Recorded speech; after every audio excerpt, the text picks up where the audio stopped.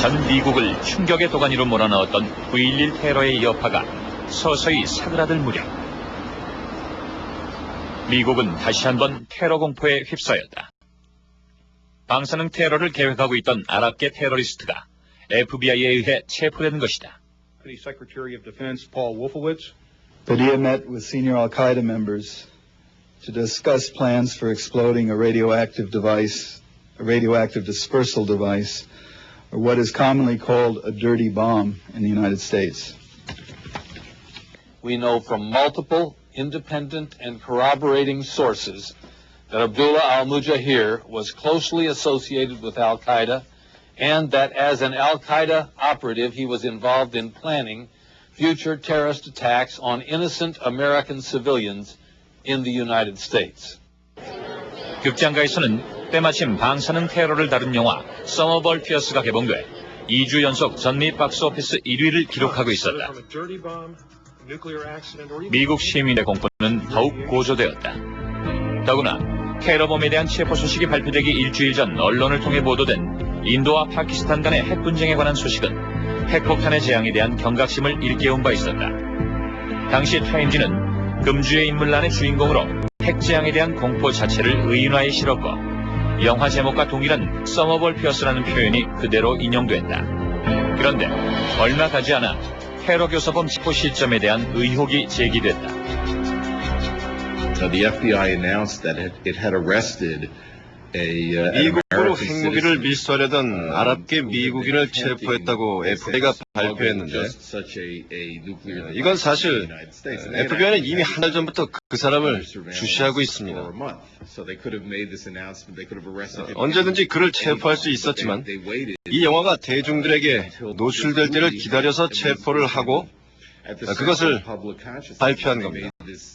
사실 여부를 떠나서 이 영화가 테러 공포를 자극한 것만은 사실이었다. 영화 속에 등장한 핵테러 장면은 마치 한편의 가상실험 같았다. 9.11 이후 사람들은 9.11 전보다 이 영화를 더욱 심각하게 받아들였다고 생각합니다. 영화를 보면서 사람들이 맙소사 이런 일은 절대 있으면 안 되겠군 하는 생각을 하게 된 거죠. 또 하나의 기가 막힌 우연은 영화의 마지막 장면과 똑같은 상황이 현실에서 그대로 이루어졌다는 점이다.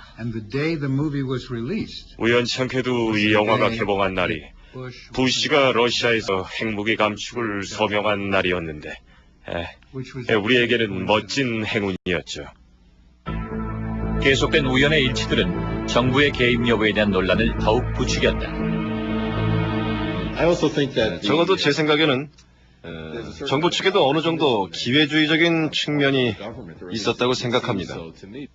정부가 이 영화에 영향을 받았다고는 생각하지 않습니다. 사실상 대통령은 이 영화를 보지도 못했을 겁니다. 물론 다른 많은 고위 관료들이 이 영화를 보고 중요한 영화라고는 했었죠.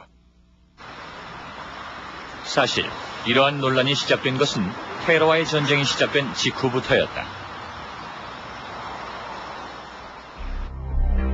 워싱턴과 할리우드 고위 관계자들 사이에 비밀 회합이 이루어지고 있다는 소식이 알려지면서 무성한 추측들이 오고 갔다.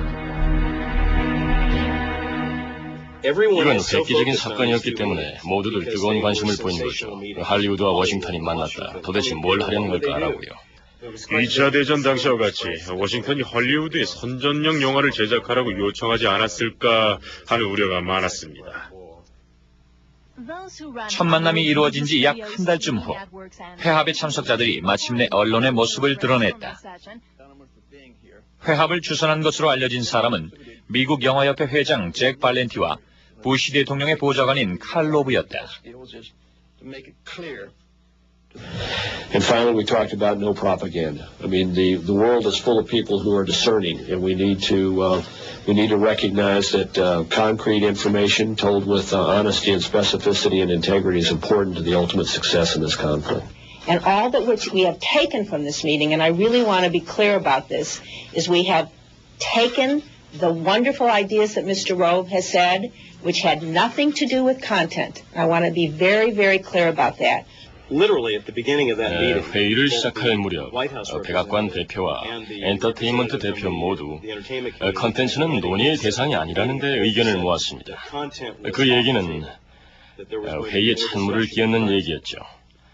저는 컨텐츠에 대해 논의하지 않는다면 도대체 무엇에 대해 얘기하자는 건가 하는 의문이 들었습니다.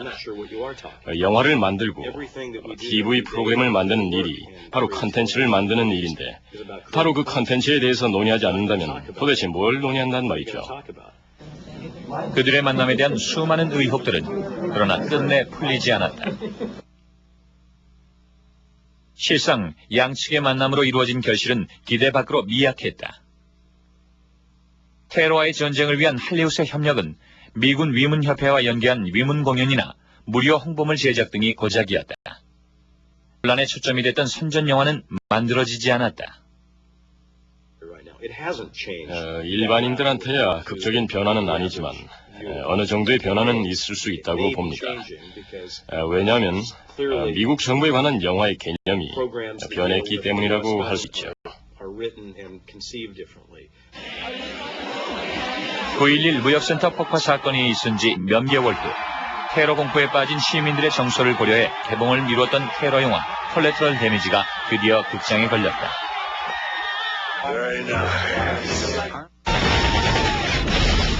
같은 이유로 개봉을 무기한 연기했던 전쟁과 테러 영화들이 속속 개봉을 앞당기기 시작했다. 관객들의 호응은 9.11 이전보다 훨씬 더 열렬했다.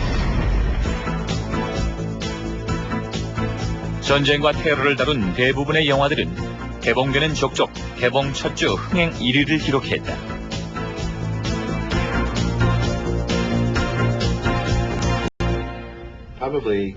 전쟁에 대한 우호적인 정서가 전쟁을 부추기고 이런 분위기는 할리우드를 통해서 표현된다고 생각합니다.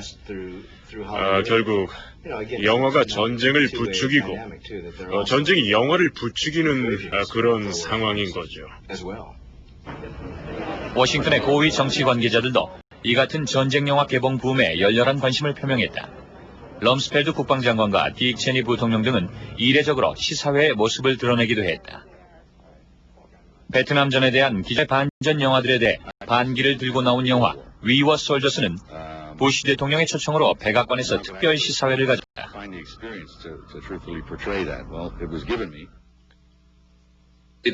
어떤 면에서 보면 이것은 우연입니다. 이 영화들은 대부분 9.11 이전에 만들어져서 9.11 이후에 개봉된 것이기는 하지만 정부가 전쟁을 홍보하기 위해서 이 영화들을 애국심을 고취시키기 위한 구경거리로 택한 게 아닌가 하는 생각이 듭니다. 공교롭게도 당시 미 극장가의 흥행을 주도했던 전쟁 영화 10여 편이 모두 펜타곤의 전폭적인 지원을 받아 제작된 영화들이었다.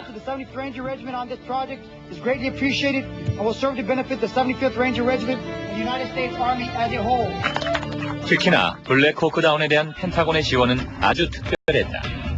펜타곤은 93년 소말리아 분쟁 당시 실제 사건을 다룬 이 영화의 촬영을 위해 사건 당시 현장에 있었던 실제 전투 헬기와 병력들을 그대로 동원해줬다. 9.11 테러 이후 부쩍 잦아졌던 그들의 만남은 과연 무엇을 의미하는 걸까? 그들의 만남 뒤에 이어진 우연의 일치들은 또 어떻게 받아들여야 하는 것일까? 세상 사람들에게 다가갈 수 있는 가장 효과적인 방법은 바로 할리우드입니다. 사람들이 영화를 좋아하니까요. 만약 펜타곤이 할리우드를 통해서 세상 사람들에게 영향을 줄 수 있다면 대단한 성공이 될 겁니다. 할리우드가 공화당이든 민주당이든 어떤 행정부의 대변인이 될 것이라는 생각은 정말 터무니없는 생각입니다. 그는 완고할 정도로 독립적인 사람들이기 때문에 어떤 것이든 자신들의 메시지 이외에는 전하려고 하지 않거든요. 할리우드는 영화를 통해서 돈을 벌고 싶어 합니다. 정부가 어떤 메시지를 담은 영화를 만들고자 한다면 할리우드는 그 영화를 만들어서 개봉을 할 수도 있고 하지 않을 수도 있습니다. 할리우드과 워싱턴의 첫 만남은 1941년 진주만 침공 당시로 거슬러 올라간다.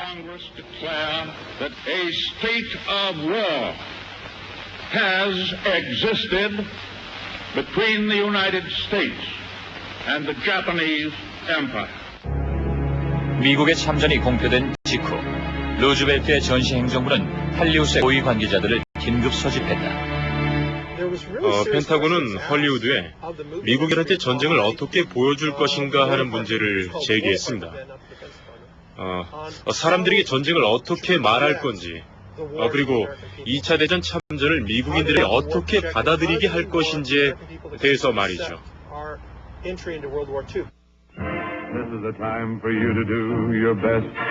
당시 대부분의 미국인들은 2차 세계대전으로의 참전은 미국의 전쟁이 아니라 루즈벨트 씨의 전쟁이라며 비난하고 있었다. 루즈벨트는 그들을 전쟁에 동참시킬 수 있는 수단은 오로지 영화뿐이라고 생각했다. 할리우드의 반응은 의외로 신속했다. 미국이 참전한 지 겨우 7주 만에 첫 영화가 제작되어 개봉됐다. 용감한 트럭 기사가 적들을 물리친다는 내용을 다룬 영화였다. 그런가 하면 전장의 치열한 이면에 깃든 달콤한 낭만을 그린 영화들도 참전의 열기를 고조시키는데 큰 몫을 했다. Pearl Harbor was a moment in which there was 진주만 침공으로 미국 전역의 지식인들이 전투태세에 들어갔죠. 모든 지식인들, 예술가들, 또 독창적인 재능을 가지고 있던 사람들은 나라를 돕기 위해 무엇인가를 하고 싶어 했습니다. 할리우드 역시 거기서 예외는 아니었던 거죠. 할리우드의 스타 배우들과 스튜디오 제작자들 중 상당수는 정식으로 자원 입대를 해 전장으로 나서기도 했다.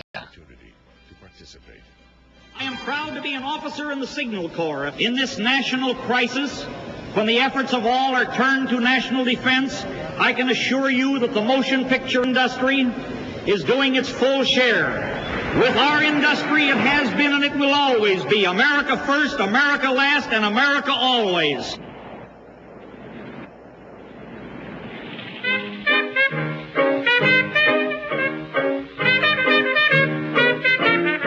전투 현장에 나설 수 없는 여배우들은 전선의 후방 지역으로 위문을 나섰다. 전쟁이 계속된 4년여 동안 무려 40여만 건이 넘는 공연이 이루어졌다. 전쟁 초기 할리우드의 특별한 재능은 주로 선전 영화 제작에 두드러지게 활용됐다.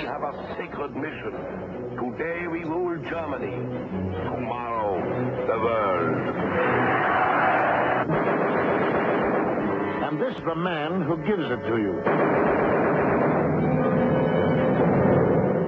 In this way, Hollywood sort of enlisted, but from the other 이런 방식으로 할리우드는 군에 적극적으로 협력했습니다. 한편 워싱턴은 통신 부대가 아닌 할리우드 스튜디오에서 만든 영화들이 전쟁 수행에 더 유용할 거라고 생각했습니다. 루즈벨트 정부는 할리우드의 재능을 효과적으로 동원하기 위해 국무성 산하에 영화국을 창설하고 전쟁 정보국 산하에는 영화사무소를 설립했다. 그것은 할리우드의 상업 영화의 위력에 대한 특별한 인식 때문이다.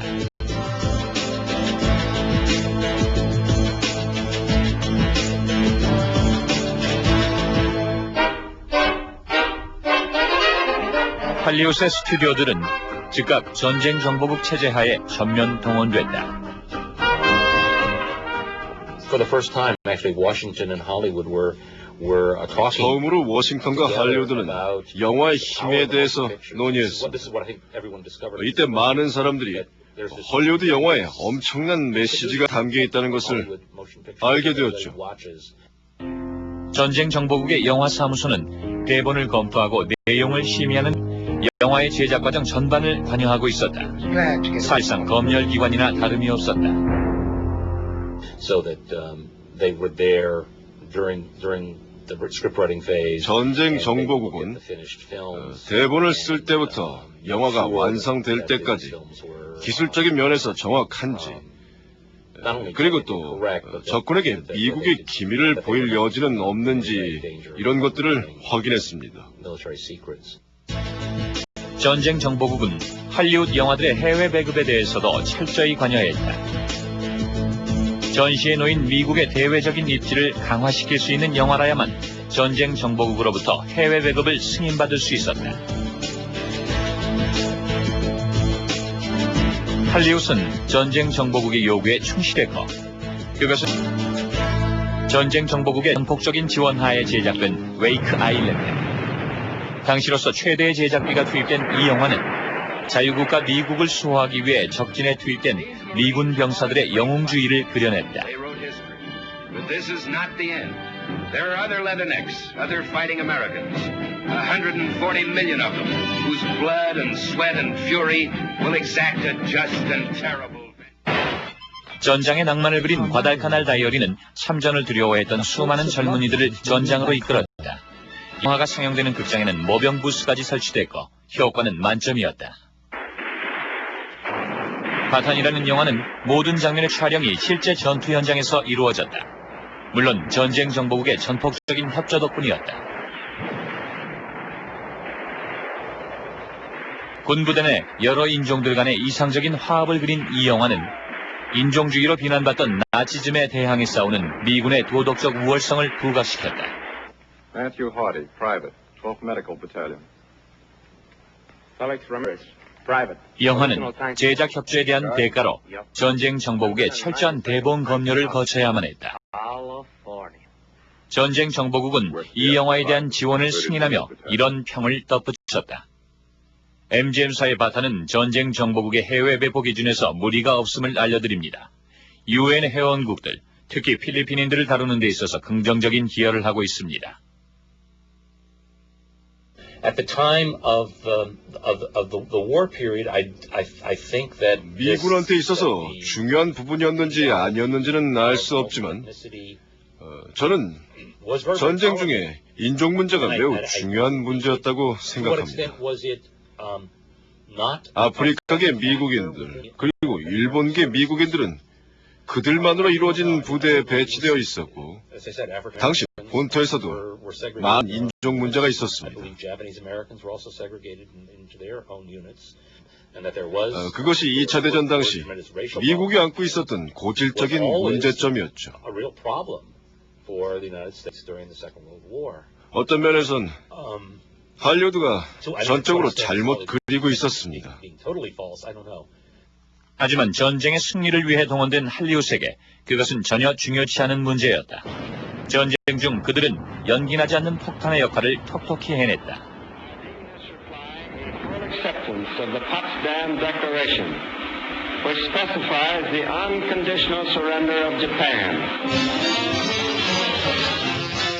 전쟁은 미국의 승리로 끝이 났다. 전쟁은 끝이 났지만 할리우드의 음악 위에서는 끊임없는 전쟁이 이어졌다.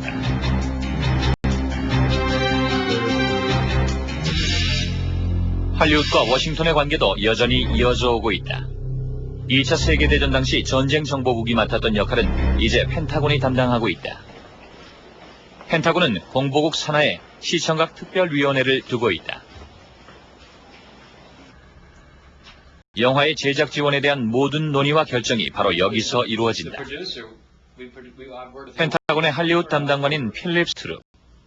그는 연간 200여 건이 넘는 지원 요청을 일일이 검토하고 최종적인 승인 여부를 결정하는 역할을 맡고 있다.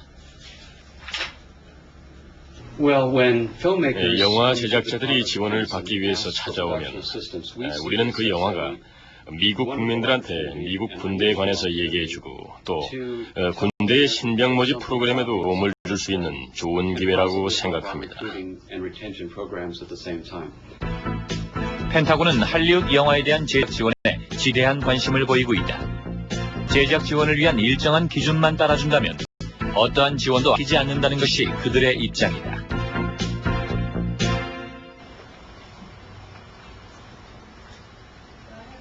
업무의 효율을 위해서 펜타곤은 산하의 육해 공군 공보실에 별도의 영화 부서를 운영하고 있다. 육군 공보실의 할리우드 연락관인 캐서린 로스. 그녀의 역할은 주로 지원 요청이 들어온 영화의 대본을 검토하는 일이다. 군의 현실에 입각해 기술적인 측면의 문제점은 없는지, 그리고 특히 영화 속에서 육군의 이미지가 긍정적으로 묘사되었는지를 중점적으로 살핀다. 때로는 제작자들에게 잘못된 부분에 대한 수정을 요구하기도 한다. 우리는 항상 프로젝트를 시나리오 검토에서부터 시작합니다. 내용과 군인에 대한 묘사 방식이 중요하기 때문이죠. 시나리오 검토가 프로젝트의 첫 시작입니다. 하지만 내용에 대해서는 어떤 강요도 하지 않죠. 다만 영화의 내용을 정확하게 할 수 있도록 돕는 것뿐입니다. 펜타곤의 할리우드 연락관들은 대본을 검토하고 수정을 제안하는 일 이외에도 제작 현장 직접 방문해 꼼꼼히 현장을 체크하기도 한다. 그들은 수정된 대본의 내용이 촬영 현장에서 제대로 반영될 수 있도록 마지막까지 조언을 아끼지 않는다.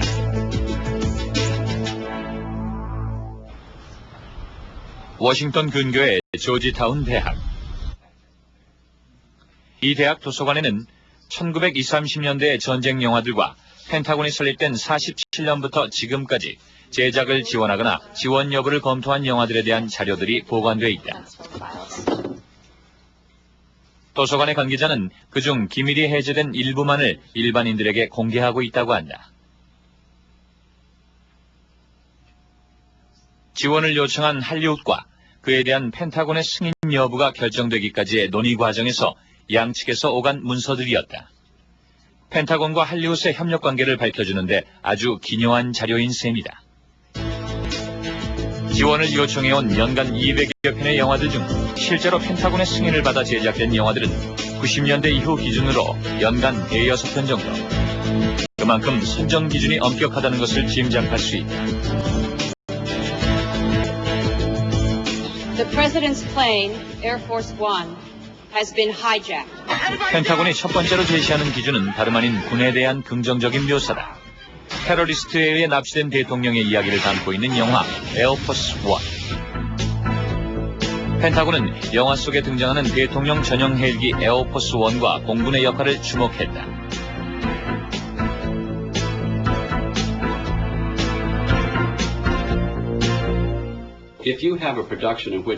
영화 전체에서 군대가 계속 부정적으로만 그려진다면 우리는 그 영화에 협조하지 않을 겁니다.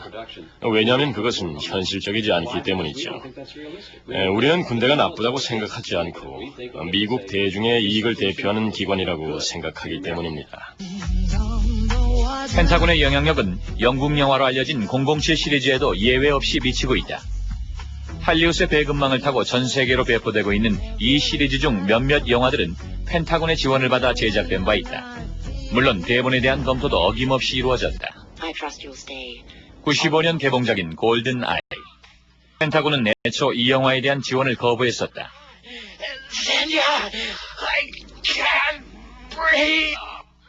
어찌 보면 사소해 보이는 이 장면이 문제시된 것이다. 원래 얘기는 미국의 장군이 스파이에게 속아서 신분증을 빼앗기고 결국은 전 세계에 영향을 미치는 것이었습니다. 그런데 이 펜타곤에서는 이 영화에 미국 장군이 멍청이같이 나왔으므로 지원할 수 없다고 말을 했죠. 제작진은 애초 미국인으로 설정되어 있던 펜타곤 관리 국적을 캐나다인으로 변경해야만 했다. 그리고 나서야 비로소 펜타곤의 지원 승인이 떨어졌다.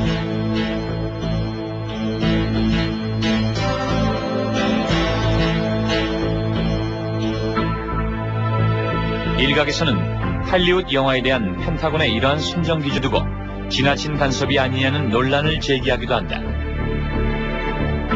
특히나 심각한 것은 펜타곤이 영화 제작자들로 하여금 미국의 정치 외교적인 입장을 유리하게 반영하도록 요구하고 있다는 것이다.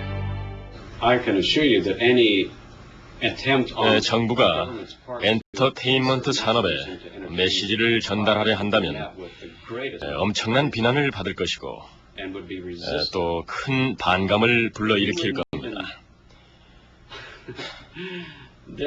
정부가 메시지를 전달하려는 시도는 절대 없을 겁니다. 2차 대전 당시 검열기관이었던 전쟁정보국은 영화의 애국적인 내용을 담도록 제작에 참여했지만 이제 그런 시대는 이제 미국에서 완전히 사라지고 없습니다. 그와 관련해 논란의 소지가 있는 영화가 바로 긴급명령이다.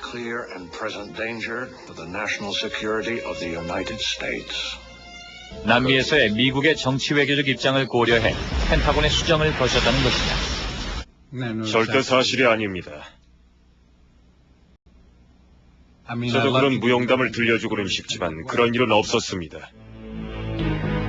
맨 처음 펜타곤이 이 영화의 대본을 받아보고 지원을 거부했었다. 중요한 이유는 이 영화가 당시 남미와의 우호적인 관계를 맺고 있었던 미국의 외교적 입장에 도움이 되지 않는다는 것이었다.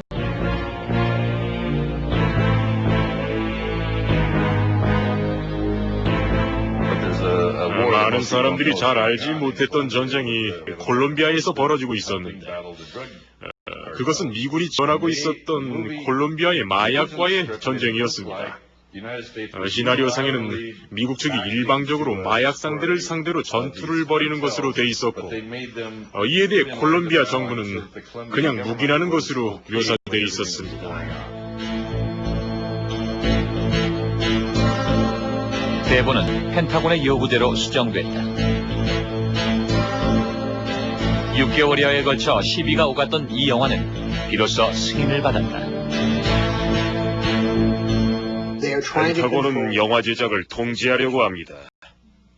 저는 그런 개입은 전쟁을 담당하는 국가기관에서 할 일이 아니라고 생각합니다. 중요한 것은 영화 제작자들이 우리를 찾는다는 것이지 우리가 영화 제작자들을 고용하는 것이 아니라는 겁니다. 시나리오는 제작자들의 것이지 우리가 제작자들에게 맡기는 것이 아니거든요. 우리가 이런 기회를 대중들과 직접 대화하는 창구로 이용하느냐? 물론이죠. 그리고 할리우드 역시 그걸 그들 자신의 목적에서 활용하느냐? 물론이죠.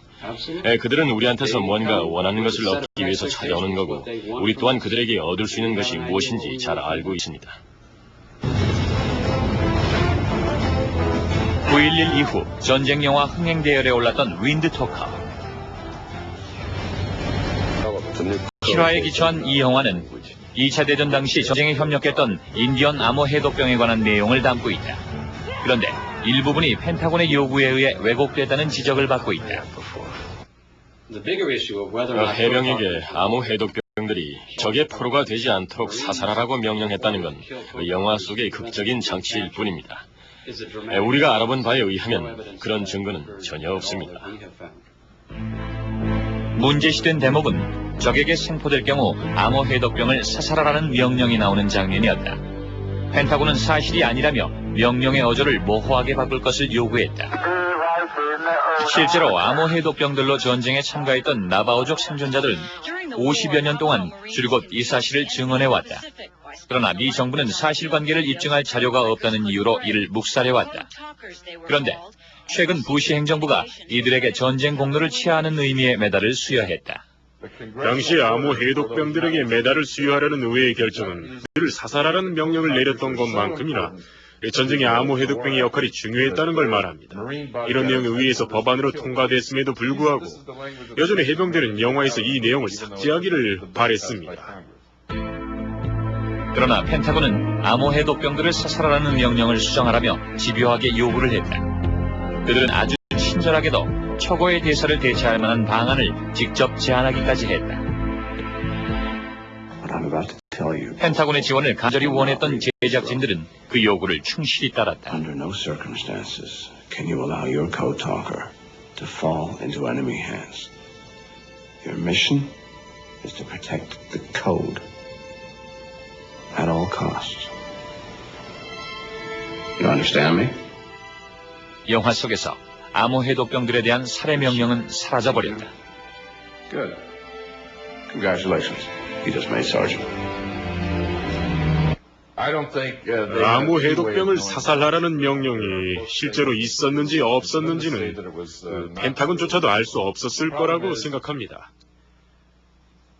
역사는 이 얘기에 대해서 진실이라고 말하지만 펜타곤은 사실이 아니라고 하고 있습니다. 무엇이 진실이고 무엇이 거짓인지를 군이 결정할 때 문제가 생기는 겁니다. 군대가 역사적 사실에 개입할 때 그 역사는 선전용으로 쓰이게 되는 거죠. 이렇게 뜨거운 논란에도 불구하고 할리우드이 펜타곤의 지원에 집착하는 까닭은 과연 무엇일까? 서부국의 영웅이자 전쟁 영화의 상징으로 통하는 존 웨인. 그는 역대 할리우드 인사 중 그 누구보다도 워싱턴과 친밀한 관계를 맺었던 인물 중 하나였다. 1965년 존슨 행정부가 미군의 베트남전 참전을 결정하자 미국 전역에서는 뜨거운 반전 열기가 일었다. 여론에 민감한 할리우드 역시 펜타곤과의 관계를 저버리고 반전 대열에 뛰어들고 있었다.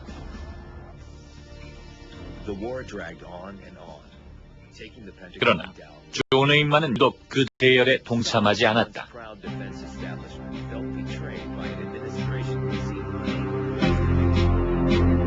당시 존 웨인은 전 미국인들로부터 비난을 받고 있던 존슨 대통령에게 아주 특별한 제안을 건넸다. 베트남 파병의 정당성을 알릴 수 있는 영화를 제작해 볼 테니 펜타곤의 협조를 부탁한다는 내용이었다. 미군이 참전한 지 불과 몇 달 만의 일이었다.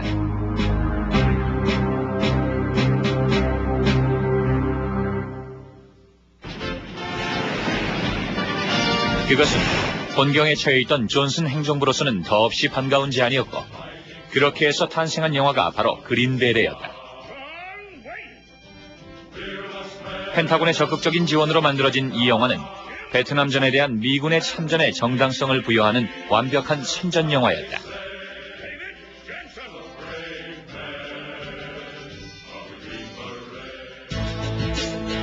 대본의 초고는 첫 장부터 마지막 장까지 펜타곤이 원하는 대로 수정됐다. 존 웨인은 거기에 기꺼이 응했다.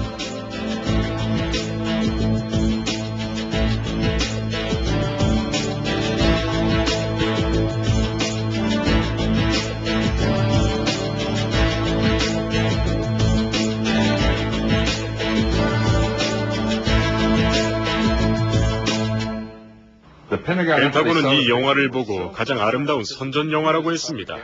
이 영화가 선전 영화로 보이는 것을 두려워한 펜타곤은 제작자에게 펜타곤의 지원이 있었다라는 말을 절대 하지 말라고 했습니다. 그러나 영화는 애국주의의 화신인 존 웨인에게도 돈벌이의 수단임에는 어쩔 수 없는 사실이었다. 할리우드의 의식 속에는 항상 금전적인 이익이 최우선이었습니다. 그렇다고 할리우드의 스튜디오들이 애국적이지 않았다거나 하는 말은 하고 싶지 않습니다. 할리우드가 뭔가요? 그것부터 물어야죠. 할리우드는 비즈니스입니다. 이건 극장표나 팝콘을 파는 장사와 마찬가지인 겁니다. 할리우드이 펜타곤의 지원에 매력을 느끼는 첫 번째 이유는 실제 전쟁에서 사용되는 무기, 군 장비나 시설, 그리고 실제 군인들을 촬영 현장에 대거 동원할 수 있다는 사실이다. 이렇게 해서 군대의 현실성을 정확하게 반영하는 영화가 만들어질 수 있게 된 겁니다. 우리는 그들과 협력함으로써 군대를 대중에게 보여줄 수 있는 반면, 할리우드는 다른 어떤 방법으로도 얻을 수 없는 군대의 현실적인 모습을 영화 속에서 정확히 그려낼 수 있는 거죠. 좀 더 본질적인 이유는 이 모든 군장비들이 모두 무료로 제공된다는 사실이다. 물론 할리우드는 일정한 대가를 지불한다. 하지만 그래 봐야 촬영에 동원되는 인력에 대한 인건비와 군 장비에 대한 연료비가 고작으로 펜타곤의 지원이 일단 승인되면 다른 어떤 방법과도 비교할 수 없을 만큼 엄청난 제작비 절감 효과가 생기는 것이다.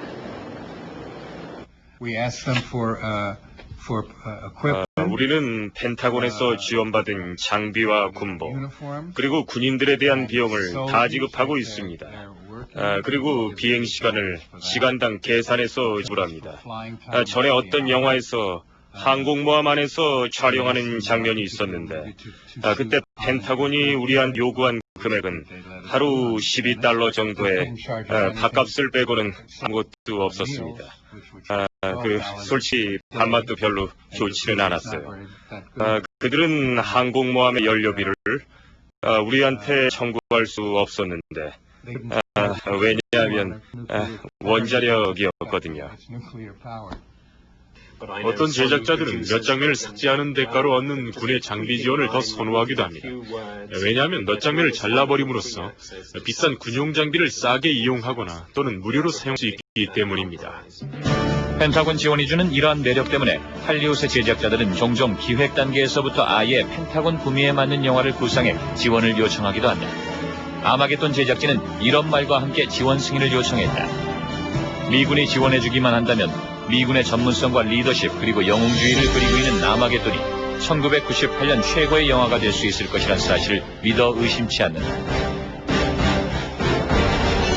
영화 인디펜던스 데이의 제작진 역시 애초부터 펜타곤의 지원을 겨냥해 영화를 기획하고 그에 걸맞는 시나리오를 만들었다.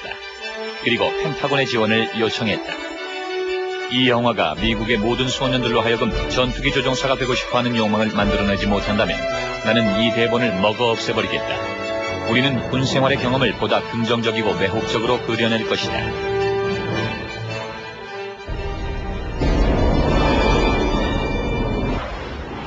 이 영화는 그러나 끝내 지원이 거부됐다. 외계의 위협으로부터 세계를 구해낸 주체가 군이 아니라 시민들이었다는 이유 때문이었다.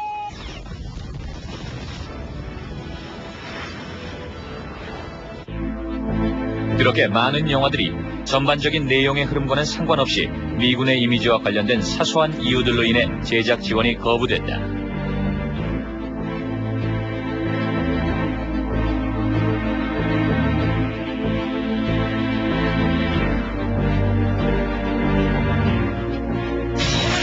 할리우드과 펜타곤의 오랜 협력의 역사에 있어서 최상의 모델을 제시하고 있는 영화는 바로 86년작 탑건이었다.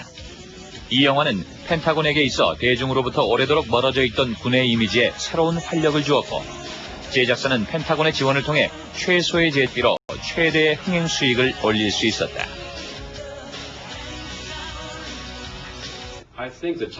영화 탑건은 미군에게 있어서 매우 중요한 영화이다. 왜냐하면 월남전 당시와 그 이후에 많은 반전 영화들, 군대를 비판하는 영화들이 나왔었는데 이런 분위기가 탑건을 계기로 달라지게 된 겁니다. 탑건을 계기로 미군에 대한 긍정적인 영화를 만들어도 상업적으로 성공할 수 있다고 생각하게 된 거죠. 그런 점에서 탑건이 하나의 도화선이 되었다고 볼 수 있습니다. 아주 큰 전환점이 된 거죠.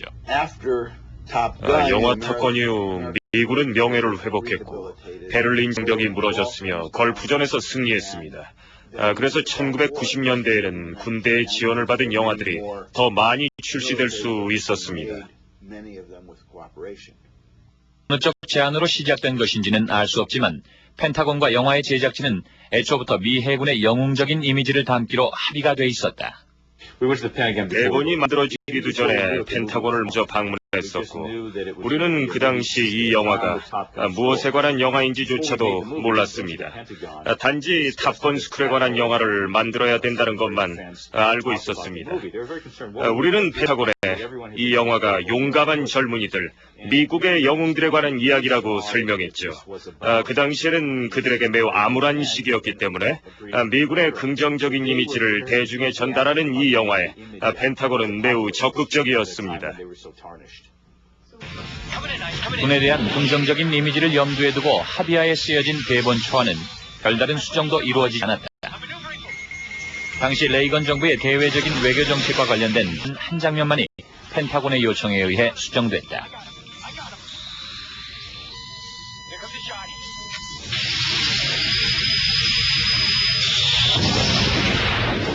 처음 초고를 완성했을 때 적군은 북한 전투기였습니다. 우리는 국방성에 물어봤고 그들은 지금은 화해의 분위기를 타고 있는 시기이기 때문에 영화에 북한 전투기를 사용하는 것을 허용할 수 없다고 했습니다. 그래서 우리는 영화에 등장하는 적군을 소련 측 전투기로 바꿨던 겁니다. 펜타곤은 이 영화로 인해 예상 밖의 부가적인 소득도 함께 얻었다. 영화 탑건이 흥행한 이후 해군 장교 지원자 수가 무려 500%나 늘어난 것이다.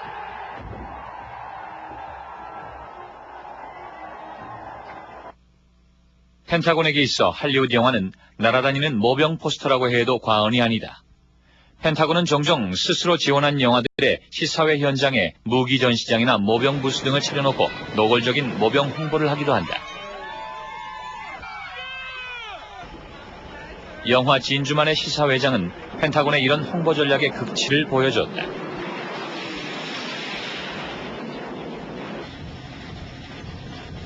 당시 펜타곤은 수천 마일이나 떨어진 해상에 정박해 있던 대형 항공모함을 진주만으로 옮겨오는 등 전폭적인 지원을 아끼지 않았다.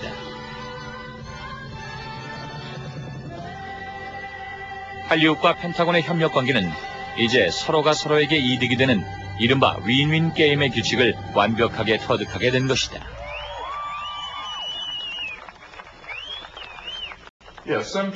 종종 오락과 선전의 경기가 희미해지기도 합니다. 미국인들은 영화를 보면서 이런 게 펜타곤을 거쳐서 나오고 또 펜타곤에 의해서 대본이 승인되고 내용이 삭제되고 재구성된다고 생각하지 않습니다. 그 영화에는 군의 메시지가 담겨 있는 것이죠. 영화가 끝나면 자녀들이 군에 지원하게 되고 그 부모들 역시 군대를 지원하고 기부하게 되는 겁니다. 선전과 정보 간에는 분명한 선이 있어야 합니다. 제 생각에 펜타곤은 그 선을 한참 넘어선 것 같습니다.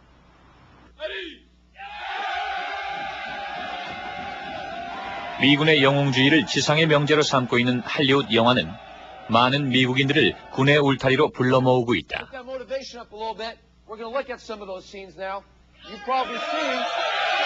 그는 또한 미국을 수호해야 할 그들을 교육하기 위해 할리우드 영화를 활용한다. 할리우드 영화는 그들에게 애국심이란 적에 대한 증오를 확실히 해두는 일이라고 가르친다. Well, your old movies like ones about Audie Murphy and Sergeant York, those are great movies. I mean, they're good patriotic movies. They're not what you would call realistic. You know, like John Wayne movies weren't realistic as much, but they're very patriotic and they give you kind of sense of, hey, you know, I want to go do that. 영화가 시민들에게 뭘 보여줘야 하는가에 대해 펜타곤이 관여해서는 안 됩니다. 펜타곤의 업무는 미국을 보호하는 일이지 우리가 무엇을 보호해야 하는가에 대해 결정하는 것이 아니기 때문이죠. 나는 할리우드를 전쟁기계라 부르고 싶습니다. 할리우드는 막대한 수익을 챙길 수 있기 때문에 전쟁 영화를 부추기고 있고 또 미국의 많은 관객들이 그런 영화를 좋아하기 때문에 더 많이 제작하는 겁니다. 할리우드 영화는 미국 대중이 좋아하는 분위기를 반영하고자 하기 때문에 결국 좋든 나쁘든 전쟁을 정당화하려고 합니다. 무려 70여 년 동안이나 전 세계 배급망을 장악하고 있는 할리우드. 할리우드는 이제 세계를 투영하고 세계를 바라보는 전 세계인의 칭이다. 그런 할리우드를 통해 펜타곤은 무엇을 말하고 있는가? 그리고 세계는 그들로부터 어떤 메시지를 받아들이고 있는가?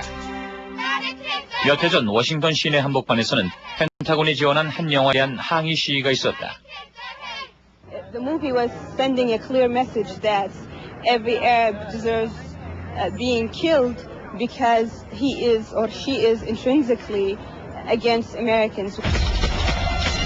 그들은 펜타곤이 지원한 룰스 오브 인게이지먼트라는 영화를 두고 사상 최악의 인종차별적인 영화라며 비난했다.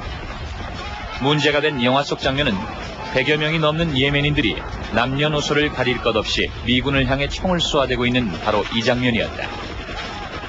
영화 속 예멘인들은 아무런 감정도 없는 살인광처럼 그려져 있었고 그들에 대한 미군 병사들의 무차별 공격은 너무나도 정당한 자기 방어일 따름이었다.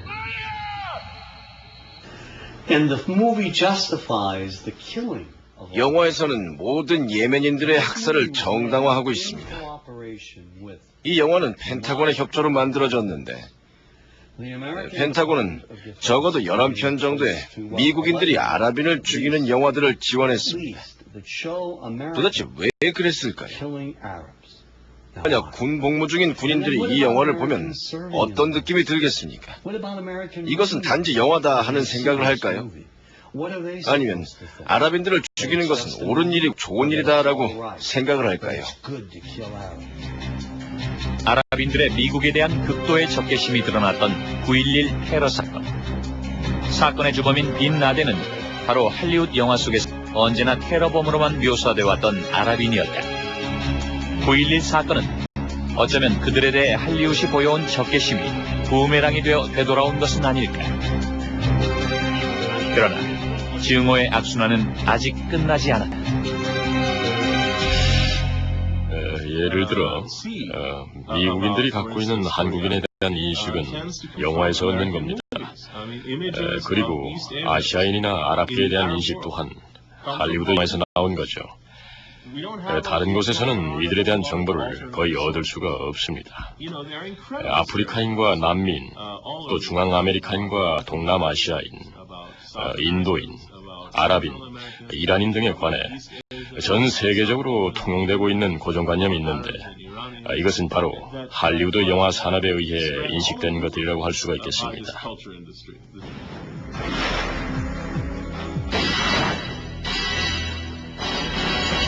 할리우드과 펜타곤은 여전히 새로운 적을 찾고 있다. 다가오는 11월 미국 전역 동시개봉을 앞두고 있는 007 시리즈의 최신 편에서는 우리의 반쪽인 북한이 펜타곤과 할리우드의 새로운 적으로 떠올랐다.